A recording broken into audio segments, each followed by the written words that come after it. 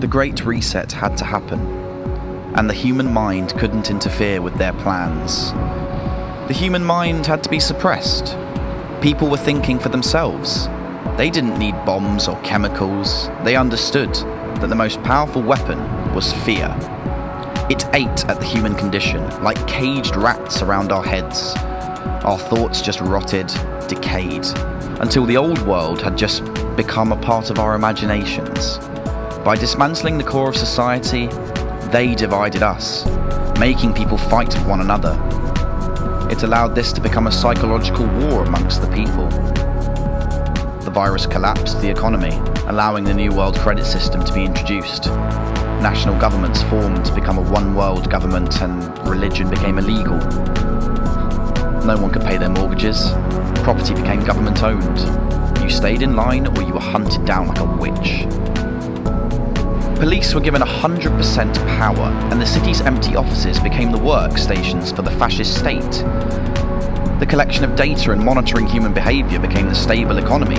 No one could understand why and how this happened. But that was part of the plan. Keeping people disorientated, kept them asleep, and holding on to the system. The lockdowns had mentally worn people down, broken their minds and true understanding of reality. They needed the virus only to accelerate the changes that they were already making. It was the perfect smokescreen to bring about their new world order, which they had been working on for decades. Human evolution needed to be reversed. They had used and abused us enough to construct the artificial reality they desired. There was no use for us anymore. Unless we merged with their machine and followed their path to destruction, we were useless. The number one objective of the reset was depopulation. Humans were over-exceeding resources. Carbon emissions had to stop to allow certain technologies to be introduced. But it was also a resetting of the mind, individually and collectively.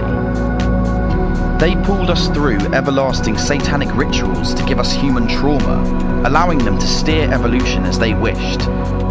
Mental illness had become like the common cold, and by this point, the virus had been forgotten. We were told there was a return to normal, but we were put deeper under their spell. No resistance gave the permission to oppress and do as they liked, but it was only the people's blindness that led them into their trap. But people still could not face the truth, and by not facing the truth, they created a shadow, and when that shadow filled the light, the darkness became so dense, people were blind. We became frozen, and led like lambs to the slaughter. We are spiritual beings experiencing a physical reality, but we trapped ourselves in someone else's dream.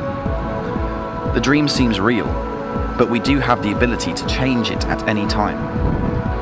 Dictatorships only exist with followers. You don't have to go with the obedient herd. There is another choice. Are you scared to be an individual? Or are you happy being the submissive slave?